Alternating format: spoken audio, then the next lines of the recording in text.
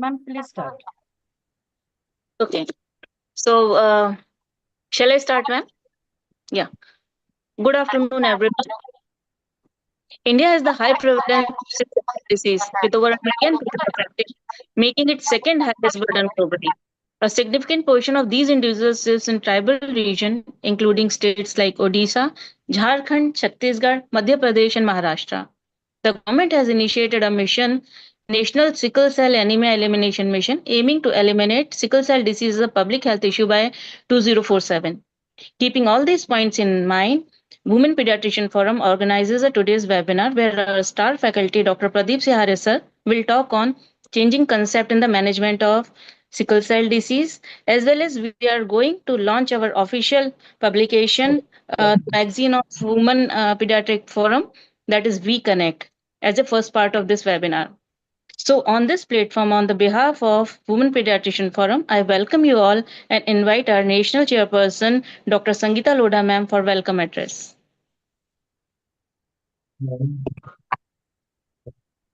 Sangeeta ma'am, kindly give the address.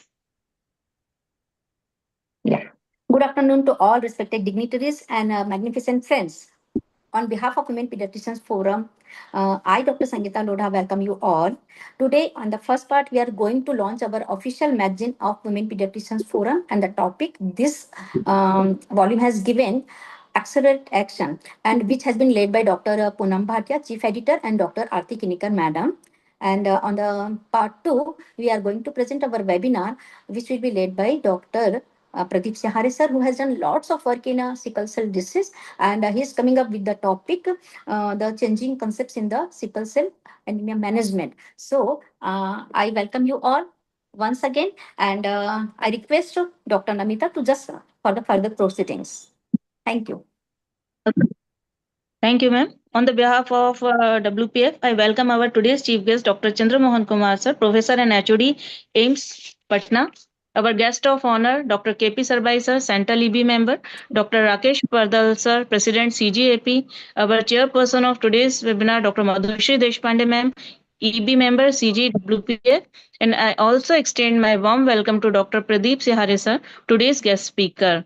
And I also welcome all the audience, Dr. Aarti, Dr. Preeti, Dr. Anita, Dr. Pola, Dr. Arvind, and Dr. Poonam, Dr. Madhu, and everyone, all the dignitaries on this platform. For the first event of the day, I invite Dr. Pola Goyal for the launch of the first issue of the official magazine of Women Pediatrician Forum. The name is Be Connect. Madam Pola, ma'am. Good afternoon, everyone, and a warm welcome to the launch of Volume 2, Issue 1 of We Connect. Let me first begin by introducing and thanking our team, our advisors, Dr. Sandhya Khadse, Dr. Piyali Bhattacharya, Dr. Leena Das, our founder editors, Dr. Hima Bindu Singh, Dr. Preeti Galagali, Dr. Poonam Bhatia, Chief Editors, Dr. Aarti Kinikar, Dr. Poonam Bhatia, Executive Editors, Dr. Anita Patil, Dr. Rehna, Dr. Usha Banga, and myself, Section Editors, Dr. Isha Singh, Dr. Sheetal Nair, Dr. Kritika Agarwal, Dr. Priya Mitab, Dr. Shilpi Siddhanta, Dr. Meghna Phadke, Dr. Trishi Saga, and finally, our Youth Editorial Board, liaison Dr. Amok Shahani. Without their collective support, effort, and continuous coordination, this would not have been possible. Now, this issue reflects the spirit of this year's International Women's Day theme, Accelerating Action. It's a celebration of progress, purpose, and the power of community. It's not just about publishing articles. It's about building momentum and accelerating action in line with the theme of this year's International Women's Day. We bring you articles that highlight key issues like prioritizing our own menopausal health, investing in self-care without guilt, and practical tips on skin and hair care. Financial empowerment is another crucial area, and we are delighted to have Dr. Trupti Mahatme share valuable insights on managing finances and making smart investments. Now, this time, we have also introduced a new column, She for She, dedicated to our senior lady pediatrician who has motivated others to come forward or grow. And this issue features none other than Dr. Rekha Harish, a remarkable leader, sharp and dynamic. Since 2011, She has been instrumental in the task force on obesity in children and adolescents, where her writing and presentations have consistently made an impact. Her advocacy led to the successful ban of tuck shops selling processed food and soft drinks near school in Delhi, a significant step in promoting healthier environment for children. I've been very fortunate to have worked with her over a span of 14 years since 2011 on NCDs. And beyond her professional achievements, few would know that she is also a gifted singer with a beautiful voice. Now, as a pediatrician and adolescent specialist, I have observed a surprising reality. Malnutrition is not limited to underprivileged communities. It is also highly prevalent amongst adolescent girls from affluent families with anemia, obesity, and eating disorders. Despite access to food, many of these girls experience hidden hunger due to poor dietary habits and lifestyle induced health issues. And my experiences have inspired me to write an article in this bulletin on malnutrition in adolescent girls from upper socioeconomic strata in India, a hidden epidemic. Now, what were my learnings? One is that nutrition knows no boundaries. Malnutrition isn't limited to scarcity. It often stems from poor dietary choices, and in the affluent society, it is mostly a matter of convenience.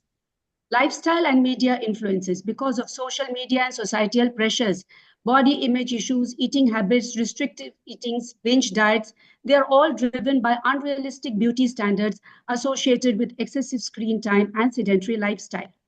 Parental awareness is the key. However, many parents are unaware of the nutritional gaps in their children's diet. Hence, educating them is very important. Nutritional, holistic interventions are essential. Malnutrition goes beyond diet. It requires lifestyle changes, mental hygiene support, physical activity, and community involvement from one and all. And the power of preventive screening, healthcare, goes without saying. So regular routine checkups and screening can detect deficiencies. This silent crisis of malnutrition among affluent adolescent girls serves as a very powerful reminder of the need for greater awareness, preventive care, and education on balanced living.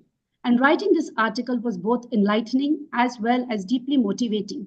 It reaffirmed my belief that tackling adolescent health challenges demands a very holistic approach, integrating nutritional education, lifestyle changes, and stronger community awareness. With this, I now invite Dr. Aarti Kinikar to take this webinar ahead. Thank you, Dr. Paula. And I welcome all the official dignitaries here and also our special speakers of the day. I took over as editor of our publication along with Dr. Poonam Bhatia, and she's a strong support because this is something first time I am doing it. So when we sat together and we thought, what could we add new to already being published publication last year itself? So after a brainstorming, this particular publication is come out beautifully, as every mother thinks their baby is always beautiful. So we all feel it is beautiful. And what we have added new is an element about research. So we have so many lady pediatricians who are doing a lot of work. It is reaching up to the publication status, but many times these are paid journals of high impact factors, and it becomes difficult to access and implement this research.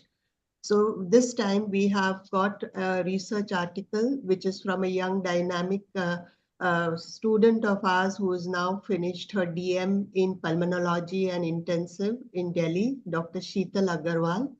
I will request everyone to go through her original article, which is published in European Journal of Respiratory Medicine, a very high impact thing, and it is something very practical.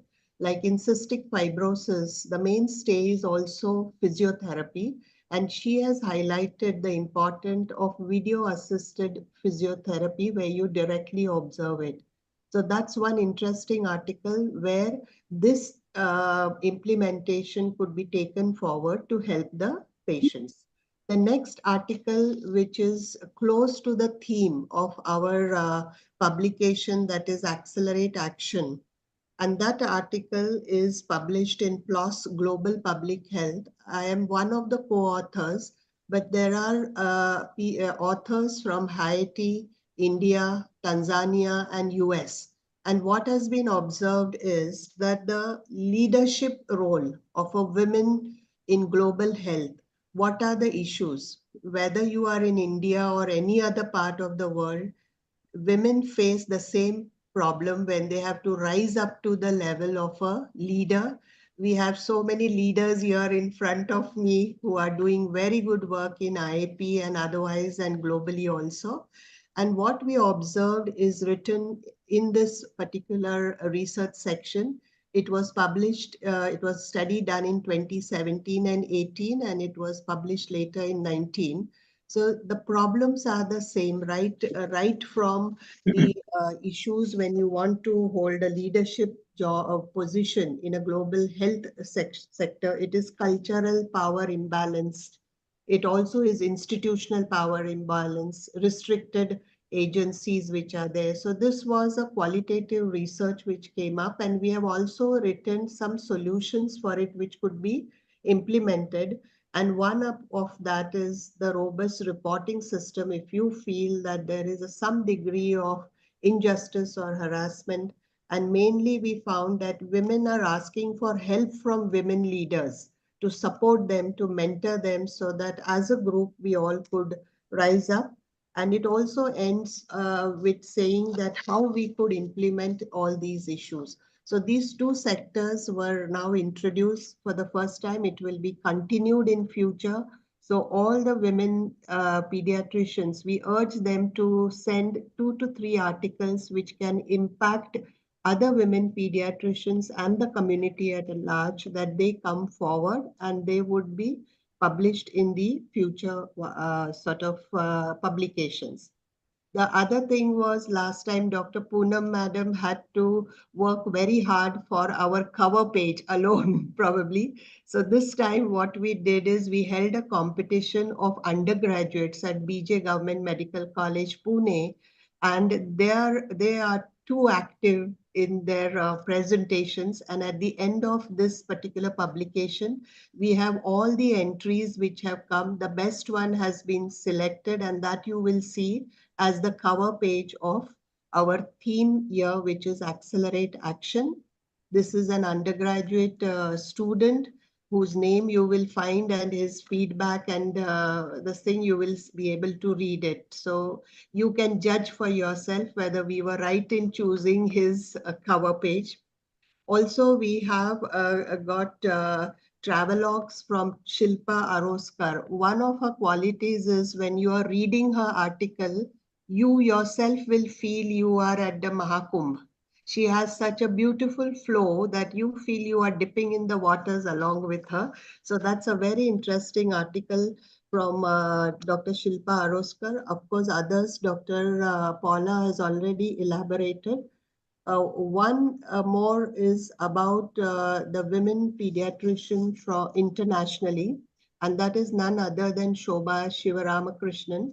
So she is the developmental pediatrician in UK, and her journey to developmental pediatrics, being well known in that country for her dedicated work in developmental pediatrics, she has highlighted. Of course, this competition, which was held for the undergraduate, was led by our assistant professor, Dr. Sangeeta Chivle, who collected everything, took their feedbacks, and we hope to continue it with other medical colleges coming forward for the cover page of the next issue. Last but not the least, once it is inaugurated officially, after about a week or so, we would be sending all the women pediatricians and others a Google link where you could give us a feedback of this publication and ways to improve it or add some other elements. And we can definitely take it forward with our next publication, which is likely to come in September. So we have enough time. So we will be taking, like you will be a part of the editorial board. So we are expanding the editorial board to get more inputs from all of you.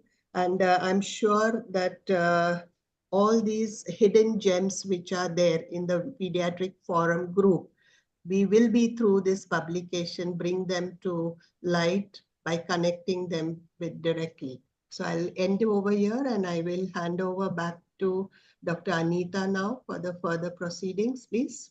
Thank you. So I'll be taking charge now, ma'am. Anita will be coming after me. So once we launch, Anita will give the thanks to all of us.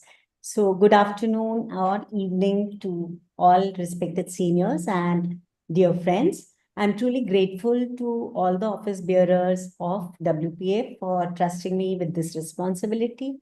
It is said that journey is more beautiful than destination. And in this case, I'll say it is more meaningful also. Because as Paula said, that during this making of this journal, We Connect, we were not just collecting articles or publishing them. We were building momentum and accelerating action. So as Dr. Paula has also told about accelerating action, Dr. Aarti ma'am has also told about it. We have special snippets. In fact, actually, snippets are very small articles, but somehow those snippets got converted into articles. And we have 2 articles which are for your own self-care. In fact, 3. We have to accelerate action for our postmenopausal health. Dr. Sandhya Khare from Divas itself, she has contributed for this article. Then we have skin and hair care article from Dr. Roli Mohan, and financial management, as Dr. Paula has already told, it is Trapti Mahatme. Dr. Rupal Dalal normally we feature her article in every issue. And this time she says that all pediatricians, they have a humongous responsibility to counsel each patient regarding nutrition.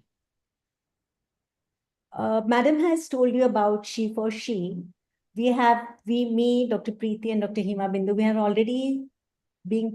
had already published He for She. But this time He for She has a twist. Like the twist is previously he was writing about women. But this time we have collected articles from she, though the he who has helped she to grow. And we have contributors, Dr. Preeti Galgali, Dr. Pyali Bhattacharya, and Dr. Deepa Janardhan. And the he is Dr. J.S. Tuteja. He's mentor for many of us, all those who belong to AHA. He's one of the mentors. I want to thank my whole team before I conclude. No, before that, I want to say, like, as Madam was saying, we want to do more of community survey. So Madam Aarti and myself, we were discussing what to have in our next issue. So we thought, let us collect some data regarding the ground reality of breastfeeding, because we say that exclusive breastfeeding is important, no dabba food, no packet milk, nothing. But the ground reality is actually just opposite to it. Every third woman who is entering into the clinic, she is giving top milk to her baby. So we want to generate some idea how we can help, what is the ground reality, what is the exact status of exclusive breastfeeding in our country. So Dr. Aarti, myself, and we'll be sharing those questionnaires with all WPF members. In fact, if IAP members also join hand in this survey, it would be very beneficial for us. And we have introduced one more section this time, which is debut diaries. So all those women, young women pediatricians who had their first entry in this pedicon, we have highlighted those women pediatricians just to motivate young women pediatricians to come forward. I would like to thank my whole team, Isha, Amog, Anita, Kritika, Rehana, everybody, they helped me at any point of time. And Dr. Anita was a hidden gem, which we accidentally found. And she's very meticulous, very punctual. And her favorite dialogue is, "Ho jayega, ma'am." Anything, if you say, tell Anita to do, it will be done. So I'm very happy to have Anita along with me. And Dr. Aarti, we all know she's very humble. And I was just looking for some quote for her. and found that she's someone who has achieved academic Everest, but still wants to live at ground floor with all of us. She's very humble. She's very resourceful also. Most of the articles have been contributed by her and her team. And to all my teammates, together we all can rise. And all of you are the wind beneath the wings of WeConnect. So to conclude, I'll say, let us not only heal others. This is for all WPF members. Let us not only heal others, let us build ourselves too. Thank you. Pallavi, can you share our WeConnect so that it can be launched? I request Dr. Rekha Harish ma'am, Dr. Hima Bindu, Dr. Chandramohan sir, and Dr. Preeti to launch this issue. Thank you, Poonam. I think that was great and great ideas. The new editions have been done. Very, very proud to see that WeConnect is progressing so well. Preeti, over to you. I think we can together announce the launch of this Women Pediatric Forum edit. Yes, definitely. It's a pleasure to launch WeConnect, the official publication of WPF with the theme Accelerate Action, Volume 2, Issue 1. Kudos and a big, loud shout out to Poonam, Aarti, and the Poonam, Dr. Aarti, and the whole team. Yes. Whole team, yeah. Yes. Whole team. And just a suggestion, maybe next time we can feature somebody from the armed forces. At this point of time, I think we need to feature some women from the armed forces in our next issue. Sure. That would be wonderful. That women of substance we can portray them. Yes. Yeah. Thank you. We can also take Jason Seth, who's doing a lot. Pallavi, you can turn the pages because we have just discussed everything. Huge congratulations, kudos, and 3 cheers to the team. Yeah. Thank you, ma'am. I request all of you to kindly go through the articles which have been really crafted, curated with so much passion. Wonderful. Yeah. The cover page is so inspiring. It feels like all we are working since last 4 months, ma'am. True. Really appreciable. Yes. This is Women of Substance from India.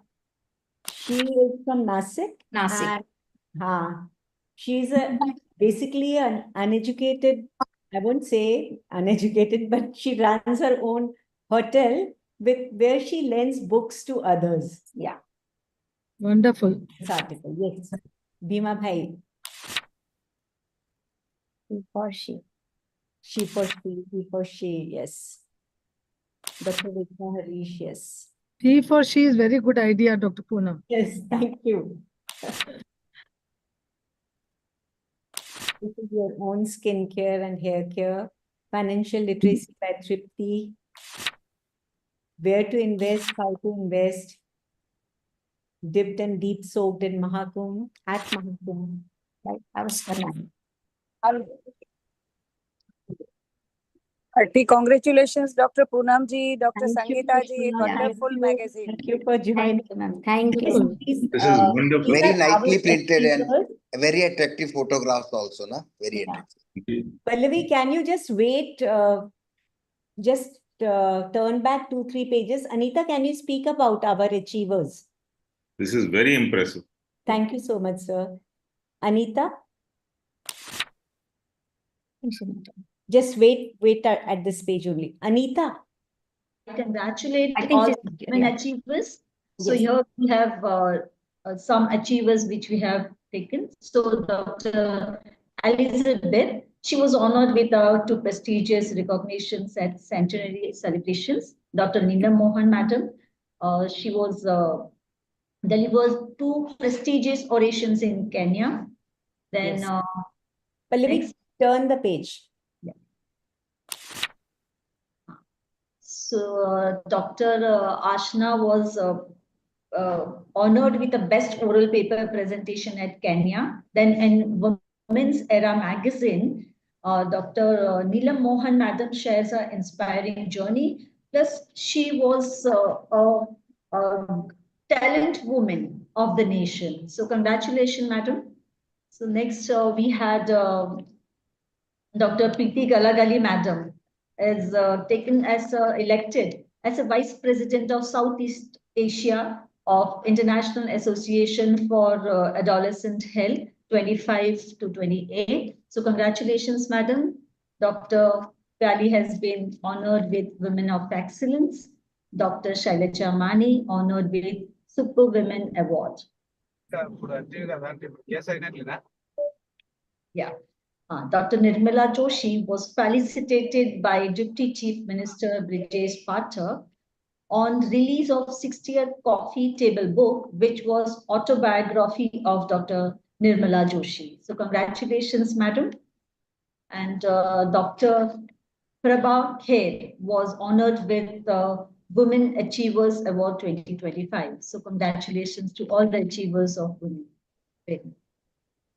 In Fun with Creativity. Yeah, in Fun with Creativity, normally what we have seen the doctors in a white coat with a very serious person, but behind a few doctors, there are few creative minds. So here, if you have seen in throughout our issue, so in between we have put up some paintings. So there are few paintings by Dr. Ankita Tiwari. She's a pediatric neurologist from Indore, a beautiful painting from her.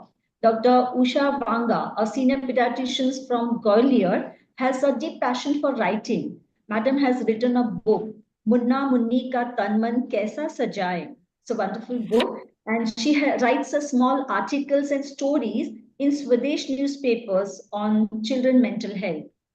So Dr. Uma has a neurologist from Vellore. She has given a beautiful painting. Yeah. Dr. Beena Barot Chaudhary, she had a beautiful painting on Madhubani and mandala painting. I want everybody to just go through those paintings and appreciate that what passion and talent they have. Then we have Dr. Amog Shani, a pediatrician from adolescent expert from Navi Mumbai, has a talent for canvas painting. I would wish everybody go and appreciate their work. There's one poem given by Dr. Rajini Mukherjee, Healing Needs Harmony. So I would like everybody to read that poem.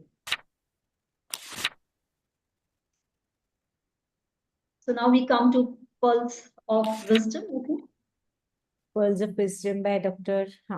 Kamna. The Pearls of Wisdom is by Dr. Kamna Jain. Madam has shared a few thoughts on challenges faced by working women in all fields, including medical professionals, and what should we remember and practice. She has given us the tips, so please go through it and read it.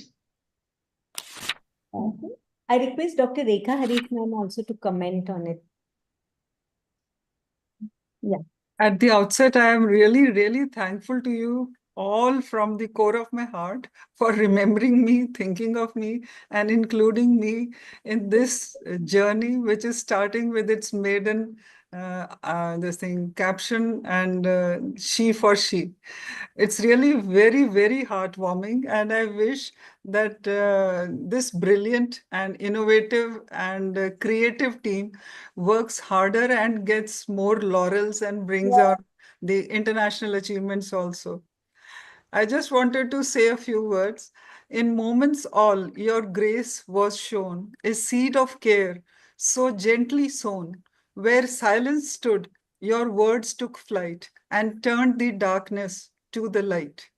No gold could match the gift you gave all of us. In every way, you chose to pave. So let these simple words convey a million thanks in one bouquet. For all of you wonderful members of WPF and all you do, this world may shine bright with all of you. God bless you all. Yes. Madam Poonam ma'am, now I think we have to just proceed for the webinar. So, True. Thank you everybody for being here. Yes, thank you. Thank you all. Thank you all. Once more, congratulations, Dr. Poonam and team. Thank you. Thank you, Madam. Rekha, Madam. Wow, it was good. Thank you, ma'am. Now I request Dr. Namita to just take the proceedings further, and we will just share the book soft copy to all the pediatricians and all the groups of WhatsApp. So please go through that. First of all, excellent and outstanding work by Women Pediatric Forum. This book must be like a milestone in the journey of this forum. Many congratulations to all. So now I am proceeding further and we start our webinar. And for this, I'd like to introduce our chief guest, Dr. Chandra Mohan Kumar.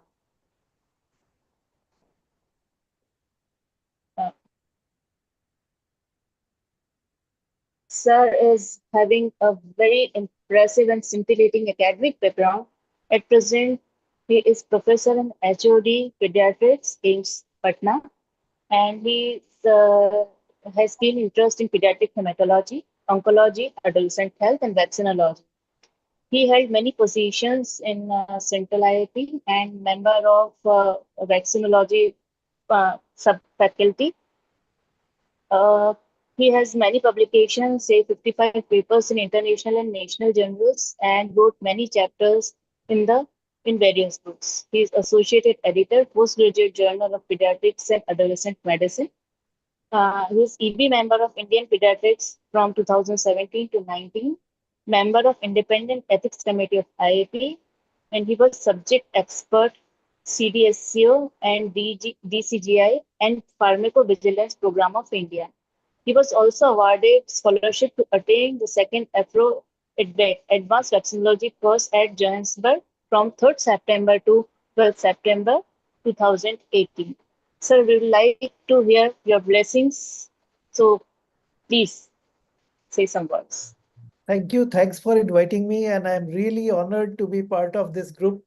And when I see all people whom I have been working for years, for the decades in the Adolescent Health Academy, so it's very like being at home with all the people we know. So it's a sickle cell disease. It's a great honor to be part on this sickle cell disease. Being a hematologist is one thing, but I have been a postgraduate student of the VSS Medical College, Burla, Sambalpur.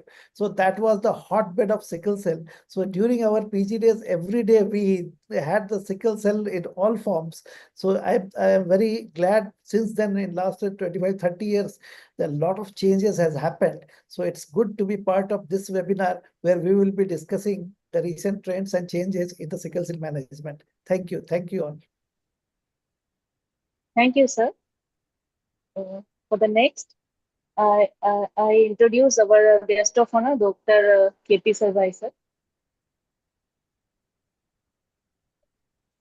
Sir is a very renowned pediatrician, and not only a pediatrician, his introduction is beyond words. He's a very gentle and humble human being also.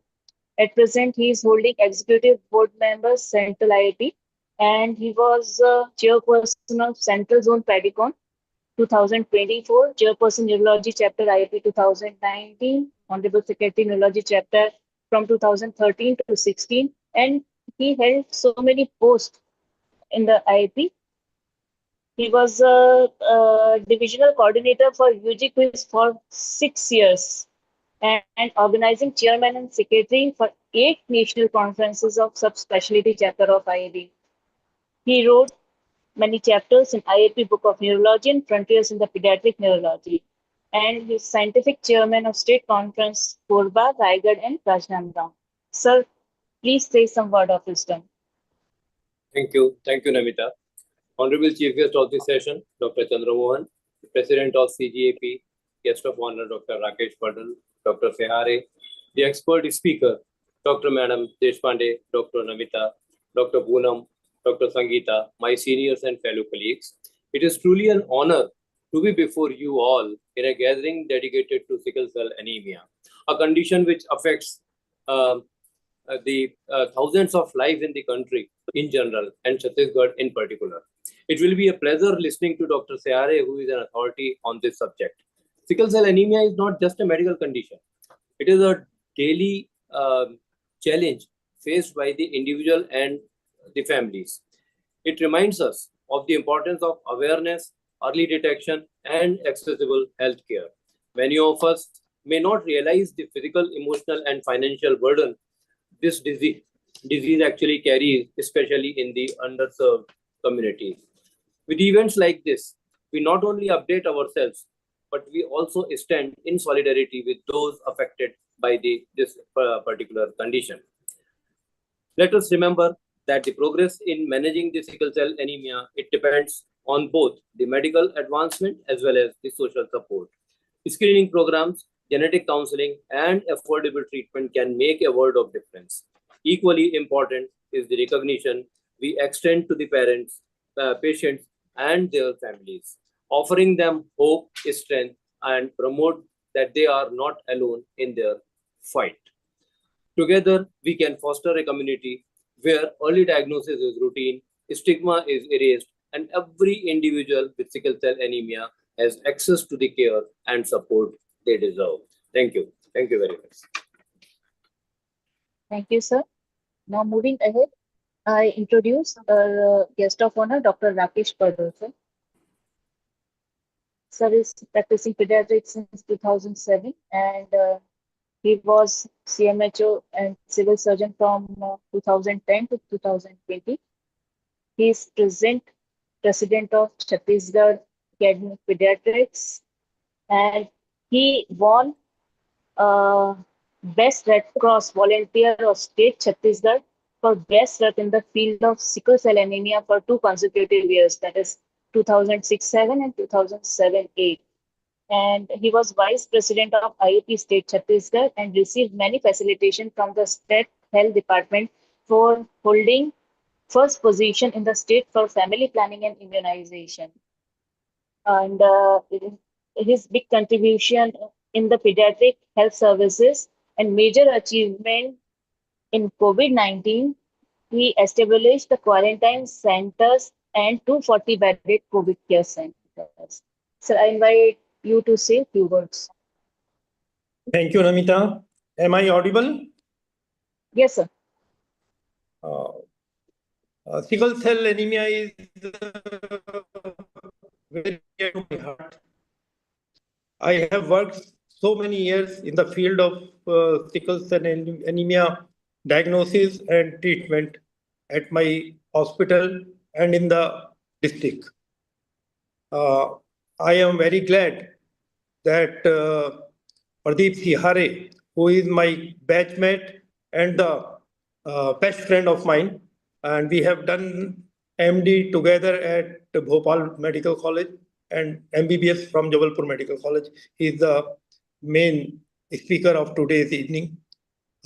My best wishes to all the members of AHA and the WPF for the launch of their magazine, and my sincere thanks to all of you to inviting me as a chief guest of today's evening. I am sending my best wishes to you all, and IAP Chhattisgarh is working hard for the controlling the sickle cell anemia disease, which is very prevalent in our state. Sickle cell anemia, we know, before introduction of hydroxyurea, it was very difficult to treat these patients who are having with great coming in late night with crisis and repeated blood transfusions. But with the use of hydroxyurea, now the patients are at ease, and they are not coming very regularly for the blood transfusion.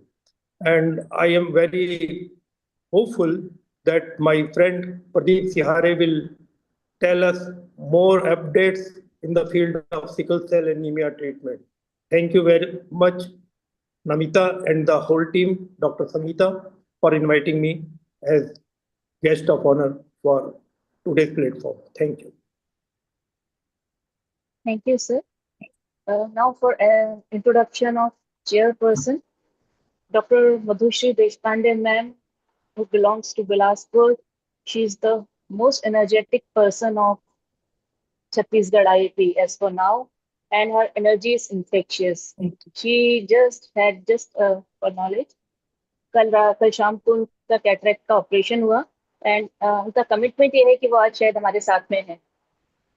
तो Madam has keen interest in adolescent pediatrics and community pediatrics. She is the founder member of Bilaspur Academy of Pediatrics and past president of Chhattisgarh Academy of Pediatrics in 2009.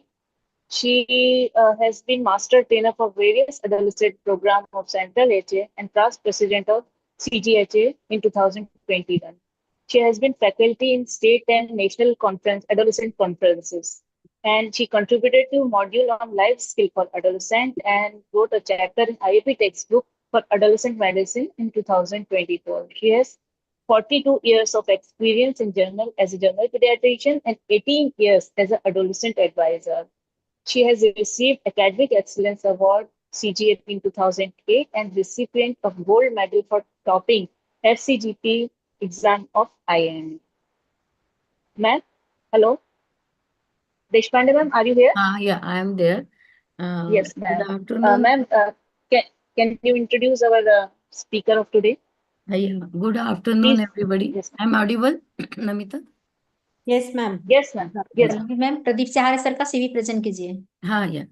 Good afternoon, everyone, and I welcome you as EB of WPF on this platform of today's World Thalassemia Day, and I also extend my heartfelt thanks to WPF Chairperson Dr. Sangeeta for giving us a chance to Chhattisgarh State to present the program. And my congratulations to whole of WPF team for launching a very wonderful second edition of the magazine.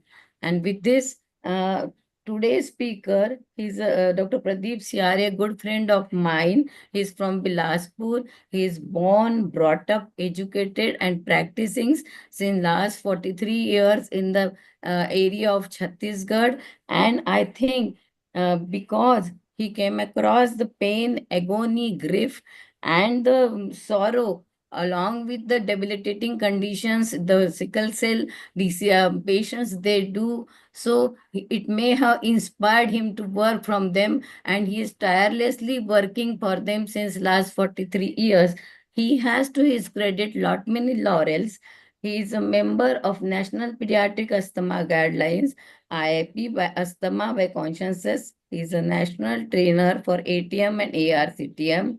He has undergone specialized training in pediatric pulmonology, intensive care, and pediatric asthma. And last year only, he has done his observership in Duke Sickle Cell Disease Hospital. And with this introduction, I think you will all be benefited by his work and his own experience and expertise in the field of sickle cell disease. With this, I invite Dr. Sihare for his deliberation. Thank you. Dr. Sihare, please. Yeah. Thank you, madam. I just joined the presentation.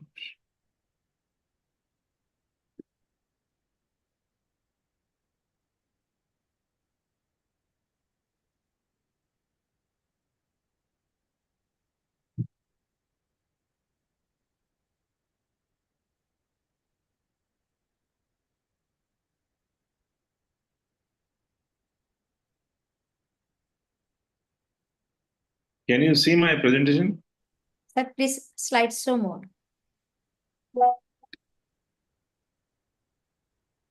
Can you see these slides? Yes, now it's okay, sir. So at the outset, I am very, very thankful to Dr. Sangeeta Loda for giving me opportunity to speak in front of you. I am also thankful to Dr. Madam Deshpande for making part of your WPF. I welcome all the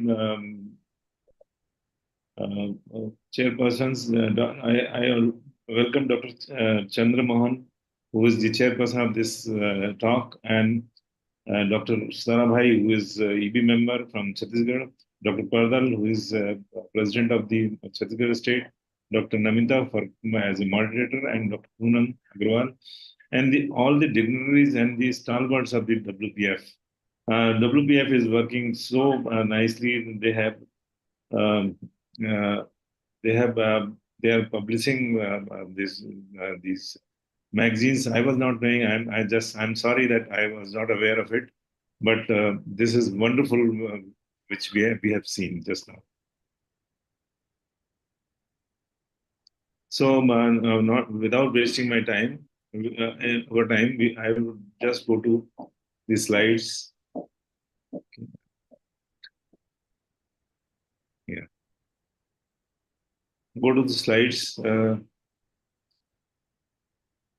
Chandramohan is there. He has done his PG from the Burla Medical College, and Burla Medical College is famous for sickle care. It is the first center where the doctor, I think, first center where the diagnosis of sickle cell has started in India. So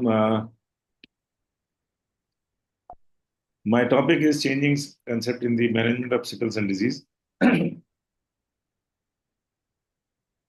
The plan of the presentation is introduction, changing concept in the pathophysiology. Then we'll go for brief diagnosis, then newer concept in management of sickle cell disease, about how to use hydroxyurea and comprehensive care, and lastly we'll conclude it. So coming to introduction, sickle cell disease is an autosomal disease where single point mutation in the beta gene leads to replacement of glutamic acid by valine, which causes the resultant hemoglobin is sickle hemoglobin. Sickle hemoglobin, when oxygenated, works like normal hemoglobin, but when it is deoxygenated, gets polymerized, and it takes rod-like structure inside the RBC. So it deform the pliable biconcave RBC into a rigid and sticky sickle cell. The sickling occur in the periphery, and when the blood reaches to the lungs, the unsickling occur. And this sickling and unsickling phenomena occurs for about 7-8 times. But when the RBC membrane is distorted, then it becomes an irreversible sickle cell, which is eliminated by the reticular endothelial system, and some of the cells are hemolyzing the intravascular compartment. So the vaso-occlusion and the hemolysis are the hallmark of the sickle cell disease. Sickle in India, there is a sickle belt in the central India, extending right from the western Gujarat to Orissa. And there is a pocket around the borders of the Karnataka, Kerala, and Tamil Nadu. But widespread migration towards to all the parts of India from these sickle belt, causing many problems in the other states where the doctors and the pediatricians are not aware of the sickle cell disease. So most of the severely affected children born in low-income countries still die undiagnosed because of the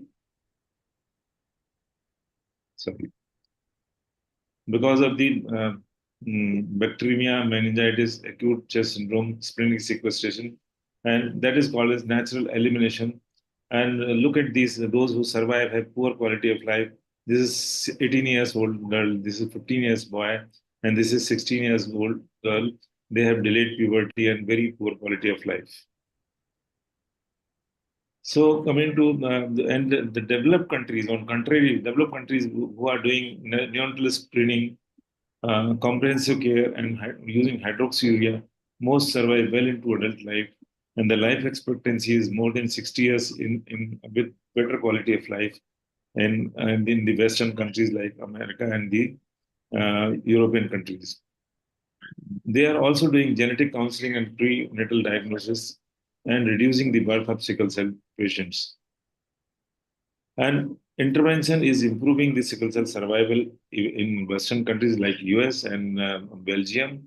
So the life expectancy is going up to 60 to 70% in these countries, whereas in India there is only 2 years back in 2023, the National Health Mission is being launched, and the life expectancy in India is about 23 years.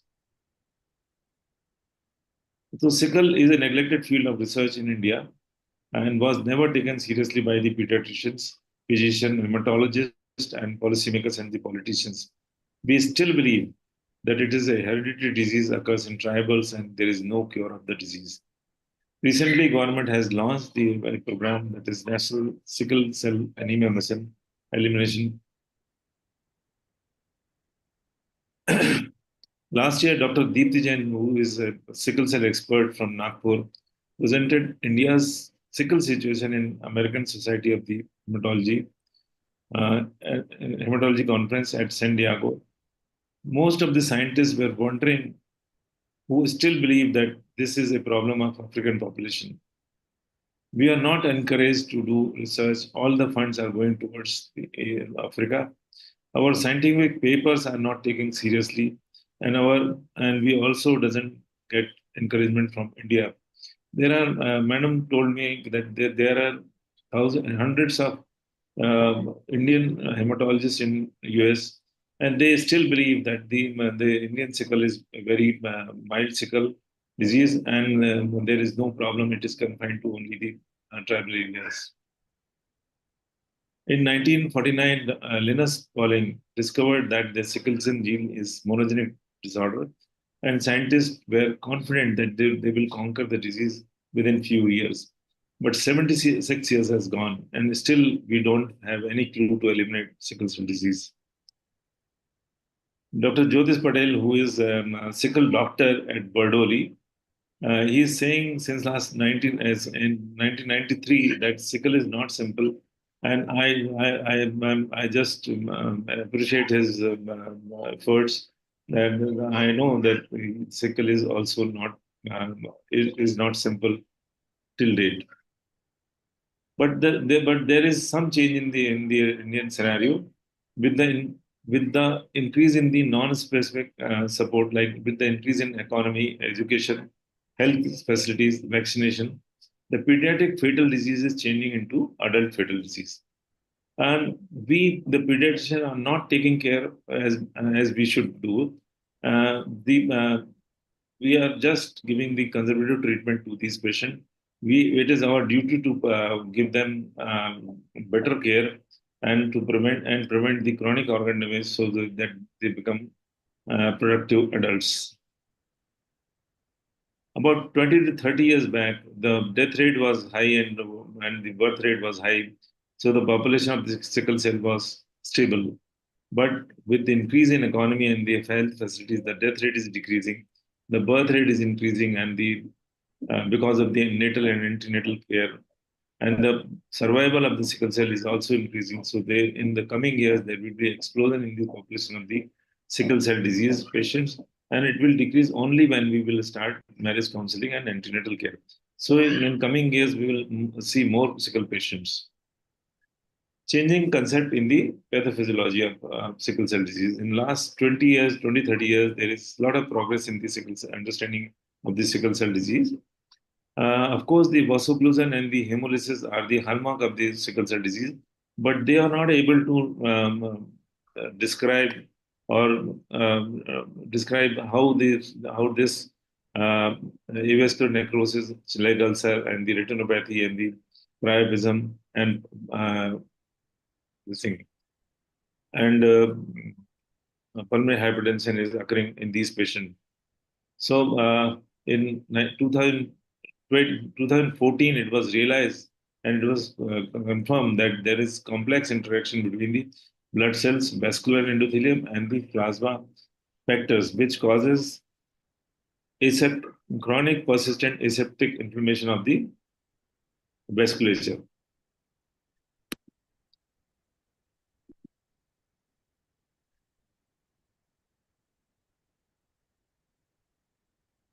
This is known as sickle vasculopathy. So what is the pathophysiology of sickle vasculopathy? About 2/3 of the sickle cells are cleared by the reticular endothelial system, and 1/3 of the sickle cells are hemolyzed in the intravascular compartment, releasing free hemoglobin and arginase. Arginase consumes arginine, which is a precursor of the nitric oxide, and when there is nitric oxide, is impairing nitric oxide because it impairs the vasodilatory capacity of the nitric oxide, which is a potent local vasodilator.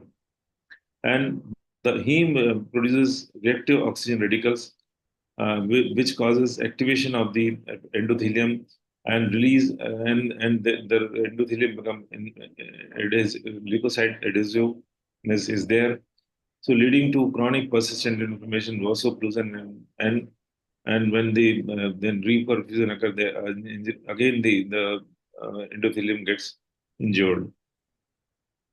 So sickle is not an episodic disease. Previously, the people, our doctors and colleagues were thinking that in absence of acute pain, severe anemia, increased infection and hospitalization, the patient is doing well, sickle patient is doing well.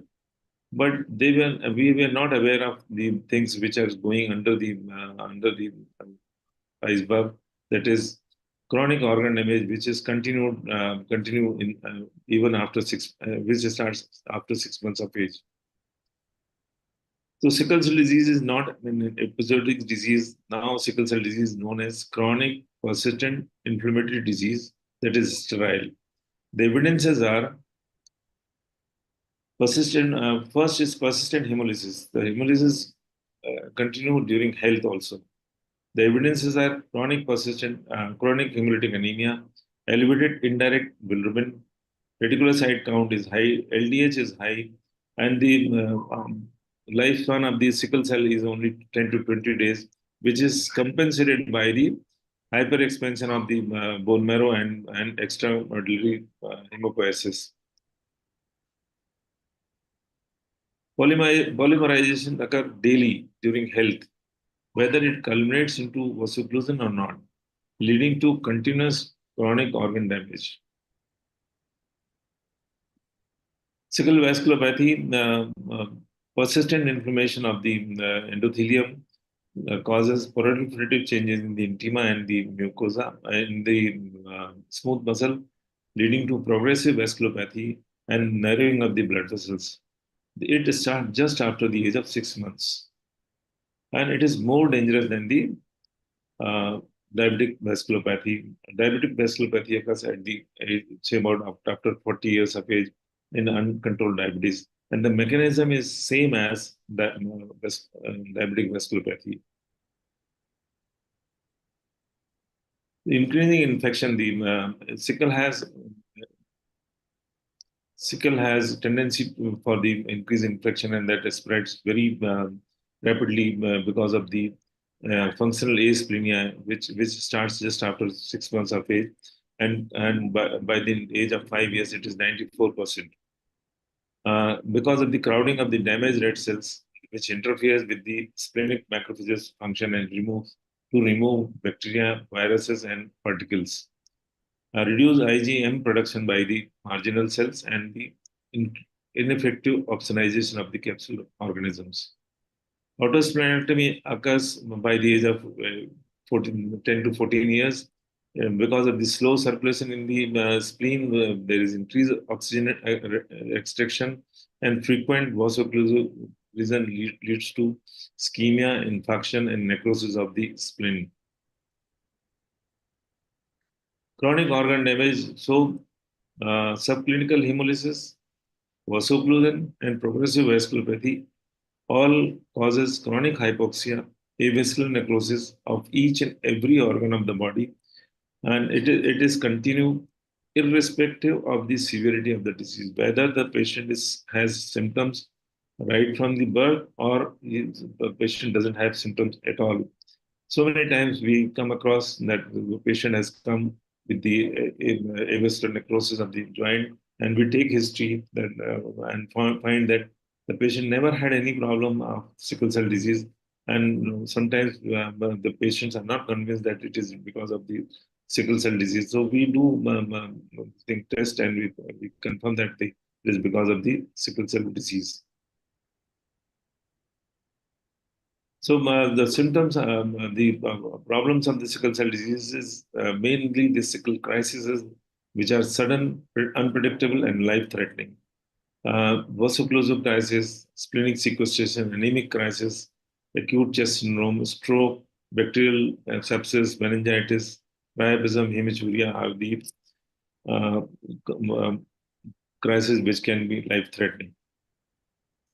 And there are chronic organ damage which are inconsistent and variable, and any organ can involve right from the head to toe. Any organ involvement can lead to poor quality of life. Coming to the diagnosis of sickle cell disease, screening tests are sickling test, which is a robust test. Solubility test is a very good validated test. It gives results in half an hour. So it is good for the mass screening and also for the hospital use. We can see sickle cell in some patients in peripheral smear. HB electrophoresis and point of care test are only the screening test, and point of care tests are available at the cost of 50 to 100 rupees, and now they are very reliable also. But for the definitive diagnosis, we should do hemoglobin, HPLC, capillary electrophoresis, isoelectric focusing, and DNA testing. And DNA testing is for the patient who has been transfused, so that if there is any confusion, go for DNA testing, which is nowadays cheaper also. Parental study is as good as DNA testing. So coming to the sickle variants, which are so many, and the severity of these sickle variants is different in different variants. So sickle SS and sickle double heterozygous of the sickle beta 0 thalassemia and double heterozygous of sickle D Punjab are the moderate to severe disease.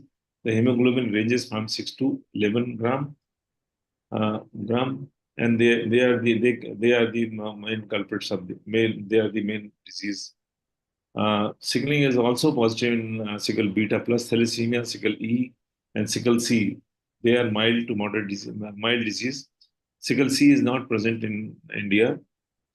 Sickle AS, that is straight, sickle beta 2 plus thalassemia, sickle beta 3 plus thalassemia, and sickle hereditary persistent of fetal hemoglobin remains normal. The hemoglobin level ranges from 10 to 12, and they are only the carriers. So sickling test is the sickling and electrophoresis test is the only screening test. For final diagnosis, we should do HPLC or capillary electrophoresis. Coming to prenatal diagnosis, for invasive prenatal diagnosis, we do chorionic villus sampling at 10 to 13 weeks of gestation, and amniosynthesis can be done between 16 to 20 weeks. Chordosynthesis is now been not done by people because the amniosynthesis and the DNA extraction is better with the amniosynthesis. The chordosynthesis can be done at the age of 16 to 20 weeks. Now, this invasive cell-free fetal DNA can be found in the maternal blood just after 6 weeks of life, and it is also available in the higher centers in India. So this is non-invasive and very convenient test. And newborn screening, people still think that the diagnosis of sickle cell cannot be made below 6 months of age, but you see that there is beta sickle chain is always there, just from the just after 6 weeks of conception, and we can recognize the sickle cell at the sickle beta chain at birth. So at birth, when we can take the either Guthrie's card or the blood and send this for the HPLC. If there is FA pattern, then the person is normal.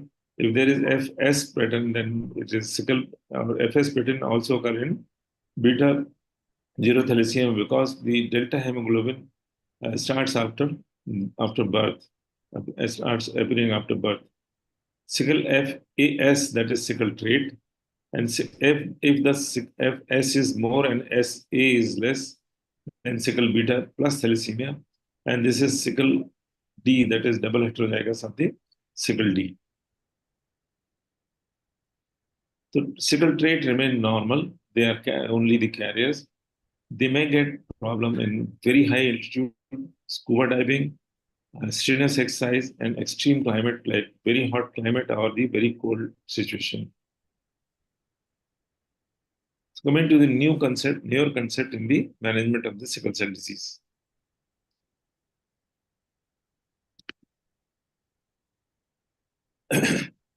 Radical cure can be achieved.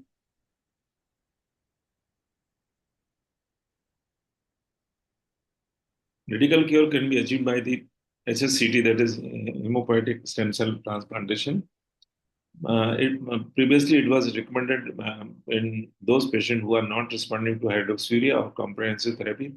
But now, the hematologists are saying that that as early as possible it can be done, because the procedure is easier and safer. If you have appropriate donor, HLA match, some money, because government is also funding. And if you can take the risk of transplantation and the risk of rejection, that is about 5 to 10%.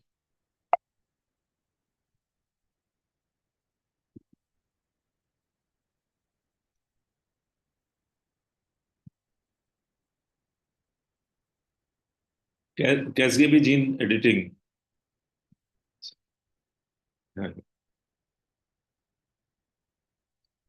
Radical cure can also be achieved by the gene therapy. Gene therapy, 2 gene therapies are being licensed by the FDA. They are approved. That is, one is Casgevy and another is Lyfgenia. What they do in genetic gene therapy, when we see the double heterozygous sickle plus hereditary persistent of fetal hemoglobin, this double heterozygous sickle hereditary persistent of fetal hemoglobin, the patient remains normal throughout the life. They don't have any problem of sickle cell disease because they have fetal hemoglobin more than 30%, and which is homogeneously distributed in each cell. So each cell is protected by the sickle process of the sickle complications. And we also know that BCL11A gene suppresses the gamma gene at birth. So suppression of the, if you suppress the BCL11 gene, 11A gene, so there will be repression of the gamma gene and that gamma chain, and there will increase production of fetal hemoglobin, which will reduce, there will be reduced sickling and reduction in the symptoms and crisis and chronic complications of the sickle cell disease. On this principle, Casgevy is doing gene therapy, gene editing with CRISPR technology. So patient's own stem cells are modified with the and modified, and they are cutting and silencing the BCL11A gene. But the problem is that this cost of the this gene therapy is about $2.5 million, which is about 21 crores. And my friend Dr. Nirmis Shah from Duke, he was saying that $1 million will be spent in the hospital. So what it will come to the around 35 to 40 crores of rupees for our patients. Lyfgenia is other gene therapy which has been approved by the FDA in December 23. This is gene replacement therapy. So through lentivirus, so they are replacing sickle S gene by the normal A gene. Of course, the cost is again 3.1 billion. That is comes about 40 to 50 crores rupees. So we need a drug which should reduce sickling, which should prevent hemolysis, which should increase nitric oxide, reduce endothelial activation, and reduce the complications of the sickle cell disease. Hydroxyurea is a drug which increases fetal hemoglobin and reduces sickling and prevent hemolysis. It normalizes the nitric oxide and stabilizes the endothelium and reduces the complications of the sickle cell disease. FDA has also approved 2 more drugs, Voxelotor and the crizanlizumab, But last year they were disapproved because they could not show the desirable effect on the in the prevention of these sickle problems, and they are being disapproved. One drug that is Indari, that is L-glutamine, is also available in India with the name of Convalesce by the Numa Pharma. This drug is given half a pouch in the morning, half a pouch in the evening, but independently it does not have that much effect like hydroxyurea. But in patients where hydroxyurea is not giving the desirable effect, we can combine Indari or the L-glutamine, so we can improve the effect of the hydroxyurea. So coming to the hydroxyurea is a broad spectrum anti-sickling drug. It causes myelosuppression and produces stress in the bone marrow, which thereby increases fetal hemoglobin production. And this fetal hemoglobin is somehow homogeneously distributed. So the sickling is reduced. There is reduction in the day-to-day problem of the sickle cell disease. There is increase in the quality of the life of the patients and prevent chronic organ damage. Hydroxyurea pharmacology, that is a gold standard. It is a disease-modifying agent.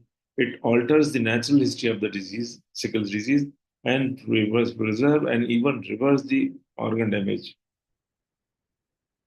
So hydroxyurea is safe and well tolerated, oral, inexpensive, once daily dosing, works in all ages, no drug resistance, no addiction, no drug dependency. The drug clinical improvement is visible in 1 to 2 months.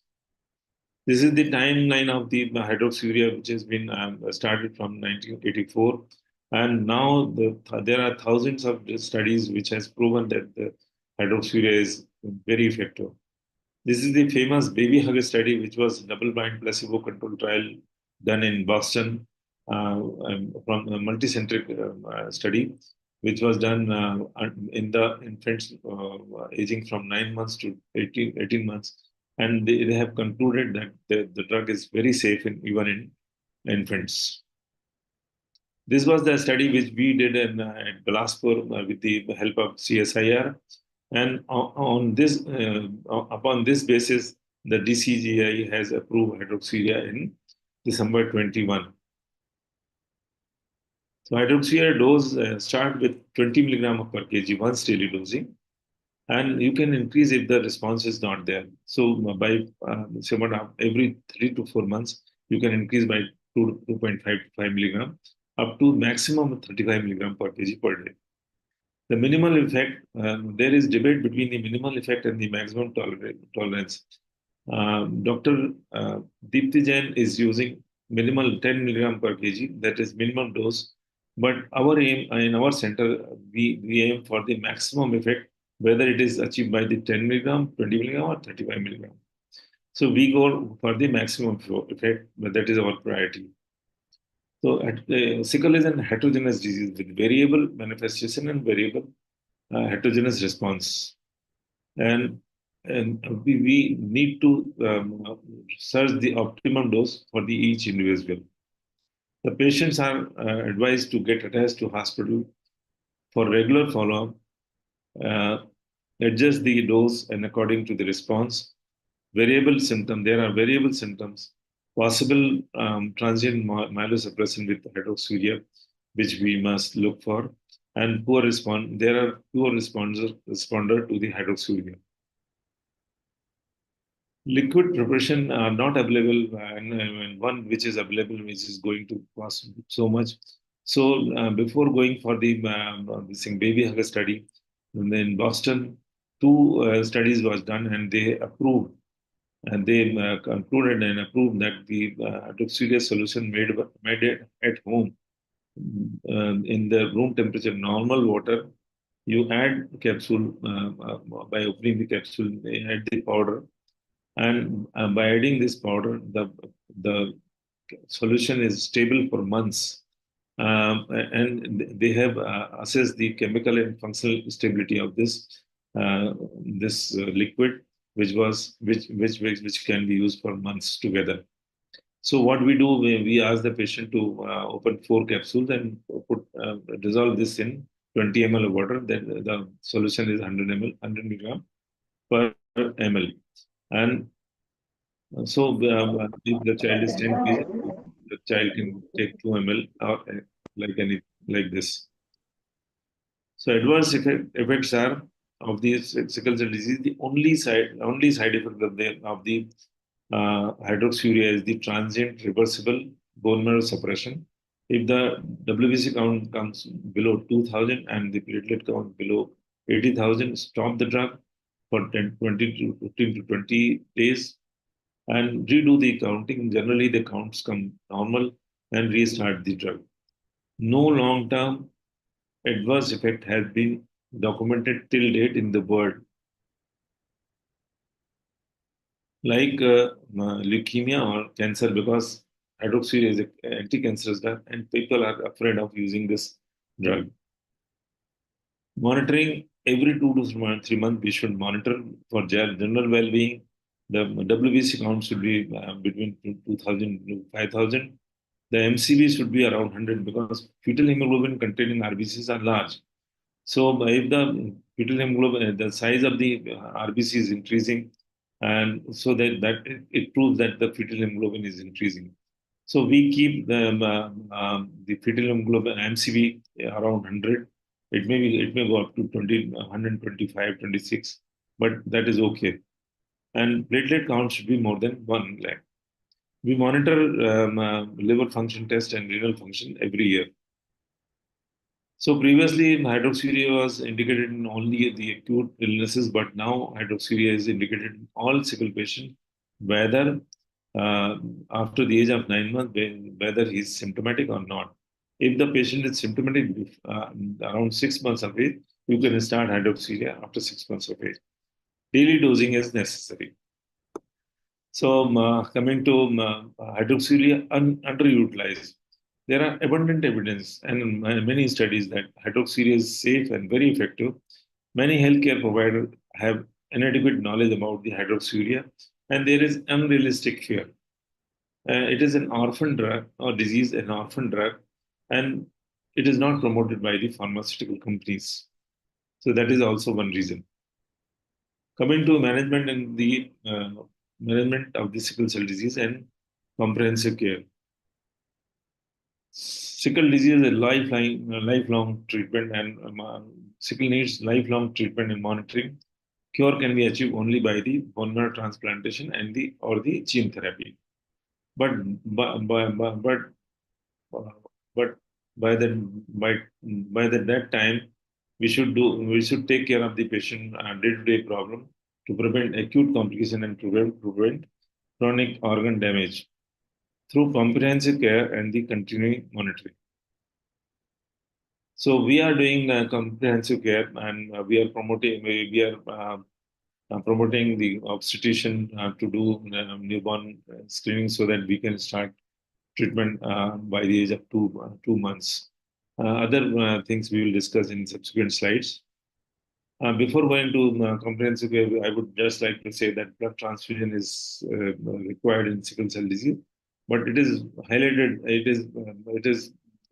People believe that the sickle cell cannot be treated without blood transfusion, but we must be cautious about the sickle cell complications because we have to balance between the anemia and hyperviscosity. In India, most of the patients, about 80% patients are vaso-occlusive variety phenotype, and about 10 to 20% are of the hemolytic variety. So hemolytic variety may have phenotype may have blood transfusion, but we should be cautious in the patient who are having normal hemoglobin, and we should not give blood transfusion to these patients.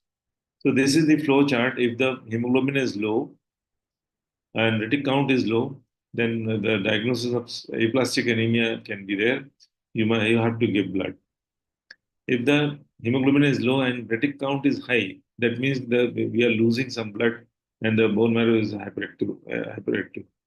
So in this case, hyperhemolysis, which occurs during fever or any illness, non-specific illness, so we have to give blood in this situation.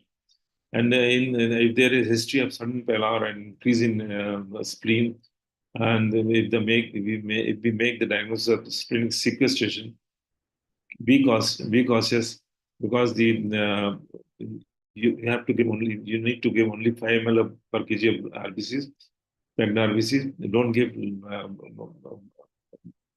large amount of blood, because the returning blood which is sequestrated in the spleen or any other organ will come into the circulation and will cause increase viscosity and will increase chances of the congestive heart failure. On the other limb, if the hemoglobin is normal, continue conservative treatment. If there is a response within 48 hours, then continue conservative treatment.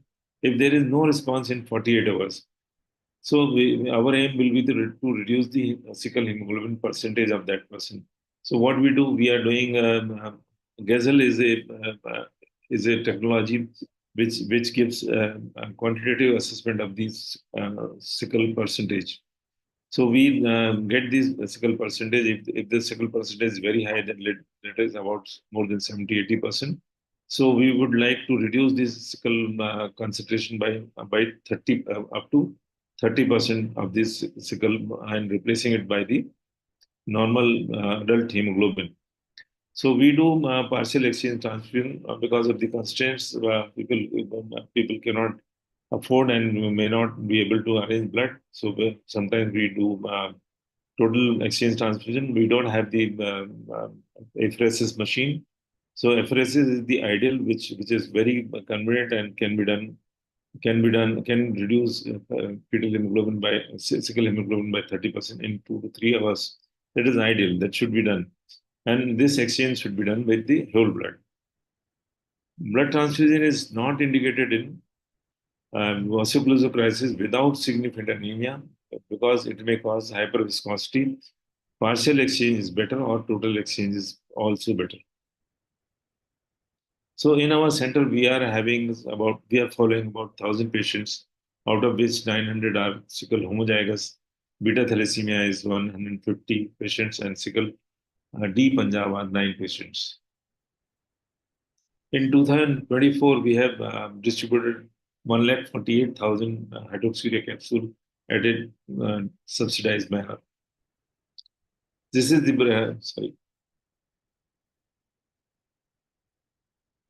So total admission in our hospital in 2024 was 128 admission. Out of that, 83 were the new cases, and 45 patients were from our follow-up. And that is, our follow-up is around 1,000 patients. So only 45 patients got admitted in our hospital.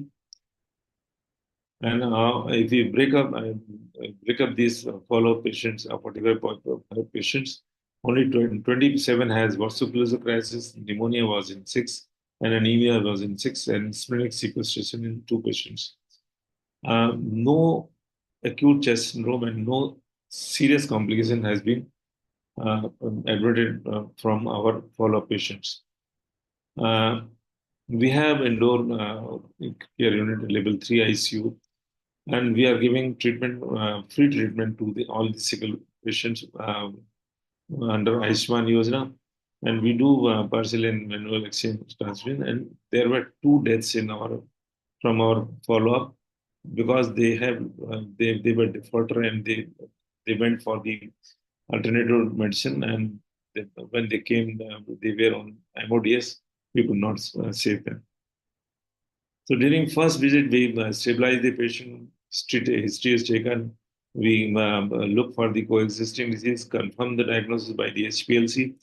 A growth assessment is done. So vaccination status is updated, and we do few baseline investigations like HB, HIV, SGPT, and creatinine, and assess pre-existing organ disorder damage, and start comprehensive therapy and hydroxyurea. So Dr. Vinod Kumar is MD, is DCP. He is a pathologist. but he has worked in 15 years in WHO and 3 years in Japaijo as a public health doctor. So he gives health education to all the patients and elevate parental and care concern, dispel misconception, family sickle screening free of charge solubility test and the electrophoresis that is done of the whole family. And he counsels also the sickle trait patient who are worried about what they will have. And follow-up is done every 2 to 3 months. Dr. Rajiv Shivari, who is our colleague, he is intensivist. He look after the intensive care patients of the sickle patients. And look for, first we look for well-being, any complaint or crisis. Complete physical examination is done and CBC is must. And we also provide services to the faraway patient who are coming from 200 to 300 kilometers. We give a WhatsApp consultation. What we do, we ask them to get a CBC done at locally and send this CBC, and we will see the patient also and talk to them and send the hydroxyurea capsule sometimes, or sometimes they purchase it from the market. This is the checklist of the patients who are coming to us. We ensure that the following list is completed every time we check.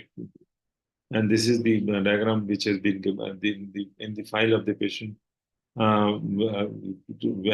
Because we are not preventing only the crisis, but also preventing the chronic organ damage. This is comprehensive care, which is written in Hindi and local language, and how we are treating the patients. Routine immunization is done. We ensure that the patient has received routine immunization and also ensure that the IAP recommended special vaccines for the case clinic patients like pneumococcal, meningococcal, H. influenzae, typhoid, hepatitis B, and flu vaccines are given or not. Those who come late, we give catch-up vaccination. We are doing growth monitoring of each and every patient, and we used to see stunting. Now we don't see stunting in our follow-up patients.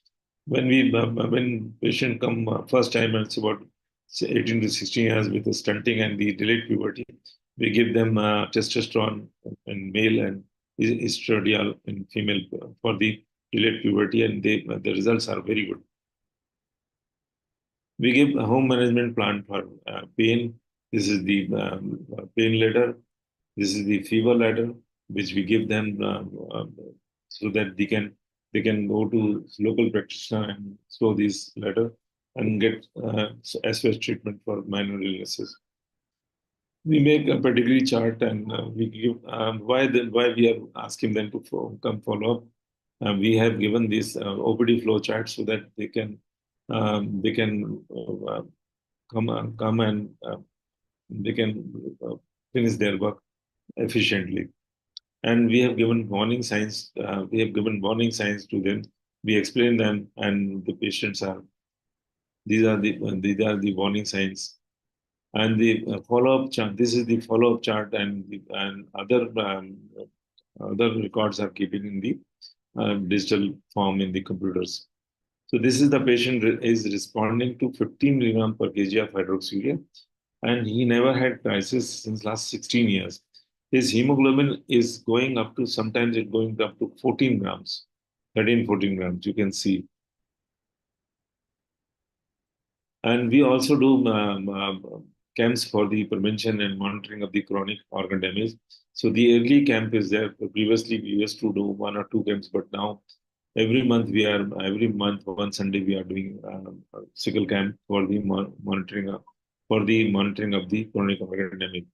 So CBC is done, liver function is done, renal function is done, protein creatinine ratio for the chronic renal failure, eye checkup for the retinopathy, hearing checkup for the hearing loss, and ultrasonography for the gallstone after 5 years of age, X-ray hip joint for the ABN for after 10 years of age, pulmonary function, that is spirometry, is done after 8 years of age, ECG and echocardiography after 15 years of age.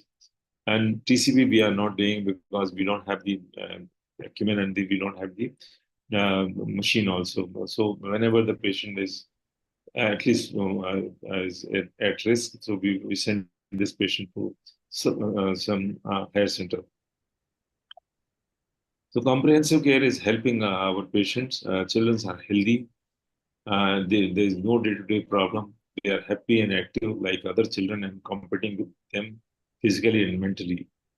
The parents are relieved they are out of poverty trap because they are saving money now. Now our patients are focusing on their career and competing with the other general patients. Many of them are earning, have children, supporting families and giving employment to the other people. And some of them are doctor, engineer, IIT professional, businessman, entrepreneur, farmer, and some are doing very hard-working job. And this is the special group of children which we have got in infancy and started hydroxyurea after 9 months of age. And they never had any crisis. They never had anemia and blood transfusion. And they sometimes their parents says कि हमारे पड़ोसी बोल रहे थे कि इसको sickle है कि नहीं जरा चेक करो भाई. So with the help of CSIR, we are doing genetic study of these patients also. And this is Dr. Godiswar, who is in final year of the MBBS in Bhubaneswar AIMS. He is absolutely fine. His hemoglobin remains somewhere around 13 to 14 hemoglobin, 13 to 14 gram per milliliter. To conclude, sickle patients needs continuous lifelong care and regular monitoring. Hydroxyurea is the mainstay of treatment and daily dosing is required. Supply should be continuous around the year. If the patient has taken hydroxyurea for about 4 to 6 months, the patient will stuck to it and he will prefer to have hydroxyurea. अगर वो हमारे पास नहीं आया तो कहीं ना कहीं से खा भी लेगा वो. There is need for the adjustment of the dose of hydroxyurea. That is why we call them every 2 months. Backup support is needed for the as indoor or emergency or ICU care. Beside medical management, they need psychological support and family support and sometimes finance support also. Catch-up vaccination should be available in government hospital because the vaccines are very costly. We give them cost-to-cost vaccine, cost-to-cost vaccine, but even though that cost is very high. HSCT should be encouraged if the patient, if they have an appropriate donor or some money and can take risk of 5 to 7%. That is that is what I wanted to present. Thank you very much for patient listening. And if there is any question, I will be happy to give them.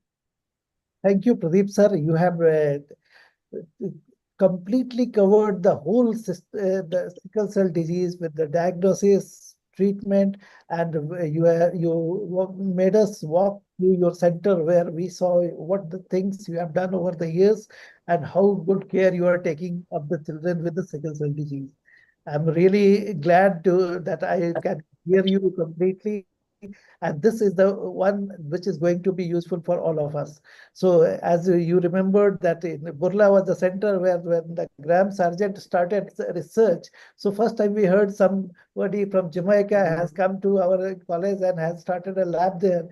So since then, over the last 30 years, the treatment has changed a lot, and particularly in the last 10 years. So at that time, the treatment was on the IV fluids, pain management, transfusion, a partial exchange, or blood transfusion as and when we did. Then it went to the crisis management. And finally, now the treatment has settled down. So as I will recall what you have told, so I will just recall it in the sense that now number one drug is hydroxyurea. So this is the targeting HbS polymerization by increasing the fetal hemoglobin. And the concept of the proof of the concept came from the hereditary persistence of fetal hemoglobin. In that children with the sickle cell, they did not have symptoms. So it was a good target, and that has now become a standard of care. So the one drug which everybody should be very much using it liberally. There was a question in the chat box, 9 months onward, it can be used. And the dose, we are starting from 2025 and going up to 30-35. And we have not found any adverse effect worth which requires abandoning the drug. And now the syrup has also been available with the brand name of Anemia X. This contains 100 mg per ml. So the problem of the capsules for the young children has now been taken care of. Next, second drug which has become a part of standard of care is the Endari, as you told, the L-glutamine. That is also a US FDA drug, and that is targeting vaso-occlusion, increasing NADH and decrease adhesiveness. So for the vaso-occlusion, in fact, the vaso-occlusion is one of the most important and painful crises. But for that, we also have some failed drugs. Like you talked about clinalizumab, which has to be withdrawn. Also, there were two more drugs. I can name them, but that is rivapansel, which also failed its phase 3 trials, and the trial has to be abandoned, and the poloxamar 188. This also failed to give any results. So for the vaso-occlusive crisis, currently, there is the only one that the glutamine can be used. And next is the voxelotor. That is the targeting HbS polymerization and increasing oxygen affinity. This is another mechanism. If we increase oxygen affinity, that sickling happens in deoxygenated conditions. Yes. So in that scenario, if the oxygen dissociation curve is shifted somewhat right, so oxygen affinity is increased, so that reduces the chances of crisis. So this is another drug which has the potential to become standard of care, and now it's available in India. That 100 tablets are available for 40,000 rupees. So at this time, it's a costlier one. Let me tell you. Yes, sir. Let me tell you that voxelotor and the crizanlizumab are disapproved by the FDA because we in Chhattisgarh, AIMS has done a study in crizanlizumab. Yes, that has been withdrawn. It is useless. It is useless. Voxelotor is also useless. It is been proved. But still, it has the potential, and DCCI is working on it, whether it can be granted license or not. Now coming to the two parts, that HLA mass transplant. This is a very useful, and I can give a small trivia. The first time the transplant for a sickle cell child was done in 1984, in which a child with the sickle cell had AML, acute myeloid leukemia. And for myeloid leukemia, child underwent transplant. And after the transplant, he was cured of leukemia as well as the sickle cell symptom. So that was the first initiation point. And now this has excellent results. But the problem is with the myeloablation is the important aspect. Now the reduced myeloablative regimen is also coming up, but those are under still development. And next comes that autologous transplant with the gene modifications. So that is very important. In December 2023, two drugs, as it has been mentioned by the sir, that Livenia and Casgevy both have been approved, but the cost is such that I don't think we cannot afford. We cannot afford. Yeah, in our lifetime, we will be using maybe another 30 years if there. Even in US, people cannot afford. So they are not getting the patients. And they are getting those patients who has already exhausted bone marrow. So they are not able to collect the stem cells from these patients. So that is one problem also.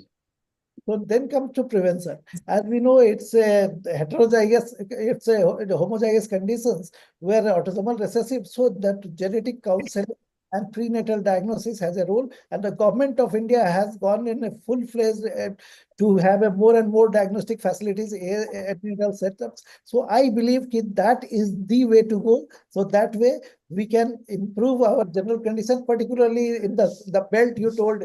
We start from Chota Nagpur to Nagpur, going up to the Gujarat. So this was the central India. So I believe in the next 10 years, we can, still the life, you told the lifespan has increased, the misery has gone down, but we can see some good results in another 10 years. Thank you. Wonderful presentation, sir. Pradeep, sir. Excellent, excellent. Excellent. Wonderful presentation. Sir, one question, sir. Pradeep, sir. I am in Udaipur. We are living in a tribal area, which is surrounded by the Baswara and all. And in the tribal belt, the sickle cell anemia is very common, sir. Very common. And the children are malnourished also. So a malnourished child, severely malnourished with sickle cell anemia, at what level we should give the blood transfusion to them, sir? See, blood transfusion, I said blood transfusion should be given only when there is significant anemia. Like it is less than 6 grams. 6 grams means when the hemoglobin goes below 6 grams, the velocity velocity in the coronary artery increases. That can cause hemorrhage in the brain. So at least up to 7 grams we should not give. Of course, there is personal stable hemoglobin level. Some people are good with 8 grams, some people are good with 7 grams. So that is also very important thing. But we should not go for the blood transfusion in each and every patient. Like I said, if the hemoglobin is 9 grams and the patient has having crisis, so it is better to give conservative treatment if you don't get results within 48 hours. Then you should do partial exchange, at least partial exchange transfusion, because we are having constraints. We don't have everywhere apheresis machine and the transfusion medicine people, because that needs transfusion medicine people. We have in AIMS, Raipur and Indore, there is transfusion medicine people who are to whom you have to prescribe a total exchange transfusion apheresis. They will do all the work. So the physician and the pediatrician don't have to do anything. But here we have to do everything. And we have to manage money, we have to manage blood, everything we have to do. Sir, can I ask one question? Yeah, Sir, you have given such a good picture about the life of about our sickle cell anemia. So they have to travel air traveling. Do we have to take any special precautions before air traveling? When we give the patients, just a minute. Let me connect because it is low. It is showing low. Battery is low. I also give lectures on the acute mountain sickness. So I know in aircraft the oxygen SpO2 comes to 88%. You know, because the aircraft is flying at about 29,000 feet. There the oxygen the oxygen pressure is about 29-30. So if now the aircraft is compressed by the machine, so there is compression up to 8,000 feet only. So then at 8,000 feet, the PaO2 comes up to about 88%. And which is little stress because we are not moving there, we are not doing exercise, we are sitting there. So normal person can tolerate this low oxygen pressure, but the sickle patient who is already compromised may have problems. So it is not advisable for the patient who is symptomatic or who is not taking hydroxyurea, and they may have problem in the flight. Yes, sir. I think some of these patients on hydroxyurea, is there in loss of hair, sir? Because sometimes very rare complications are peripheral pigmentation, loss of hair, but it again comes, means it is transient. All the complications are transient, but the peripheral pigmentation is sometimes not acceptable by the patient. Yes, sir. Yes, sir. The time when we stop drug, and they after 2 to 3 months they come back, sir, we'll take drug, we'll accept this, we accept this dark pigmentation. Pradeep sir. Thank you very much. Pradeep sir. Yes. Sawant, Yeah, what hi. is, Hello, sir. what is the maximum dose of hydroxyurea can we give if a patient is 40-50 kg of weight? How much we can increase for the hydroxyurea? If the patient is 40 kg, so we can give about 3 capsules per day, 35 milligrams per kg. 35. 35. So we can calculate and we can give 2 capsules also. 3 capsules. 3 capsules. 3 capsules. 50 kg per person gets 3 capsules, 3 and 3.5 capsules sometimes. Dr. Siare, Yeah. what syrup Dr. Chandramohan has suggested? I forget the name. Anemia X is the new syrup. That's a new syrup in the market. IDR 100 milligram. Yeah, 100 milligram each ml. But each ml? Yeah, so 5 ml is 1 capsule, equivalent to 1 capsule. Okay. Thank you. But I would say these are all costly medicines. These patients are very poor. So what we train them to make oral solution. That is 500 milligram, 4 capsules are dissolved in 20 ml of water, normal water, and kept in normal room temperature. You don't need to keep it in the fridge, or there is no chance of contamination, and it has been proven by these studies. And we are doing it since last 20-30 years. So otherwise, previously we were giving 4 days a week, 3 days a week. No, it should not be done, because you need to suppress the bone marrow continuously. Yes, sir. So alternately we were. So many people are giving 2 capsules twice a week, 1 capsule twice a week. That should not be done. Alternate day, sir. Because I told you that the sickling, inflammation is continuous. If inflammation is continuous, hemolysis is continuous. So you need to give drug continuously every day. Sir, what temperature we should store this syrup? We do from the capsule. Room temperature, anywhere. Room temperature. Sir, thank you, sir, very much. Thank you for this excellent talk and complete coverage of the whole sickle cell disease. I think we are just running out of time also. And thank you for all the participants who have actively participated for the question answer session also. And I just give thanks to our chief guest, our guest of honor, and our chairperson. Now I request Namita to just take over the charge for further proceedings and giving vote of thanks. First of all, sir, what a splendid presentation. Thank you for generously sharing your time and wisdom with us. Now, as we draw the curtains on what has been a truly insightful and engaging webinar, it falls to me to express our sincere gratitude to all who made this event resounding success. On the behalf of WPF, we deeply appreciate the insightful presentation from our esteemed speaker who shared his valuable expertise and time. We would like to extend thanks for the chief guest, guest of honors, and chairperson. We would also like to acknowledge our attendees, our leaders, for your active participation and time. Your presence made this truly an enriching session. As we know, behind every successful event is a dedicated team and team leader, and this webinar is no exception. So my sincere thanks to Sangeeta Lodha ma'am and the member of organizing committee for the meticulous planning, seamless execution, and unwavering commitment to ensuring a smooth and productive experience for everyone involved. Finally, we acknowledge the effort of our technical team for ensuring a smooth and seamless experience. Thank you all. Thank you, sir. Thank you very much. Thank you very much. Thank you, Pradeep. Yes, team. Thank you.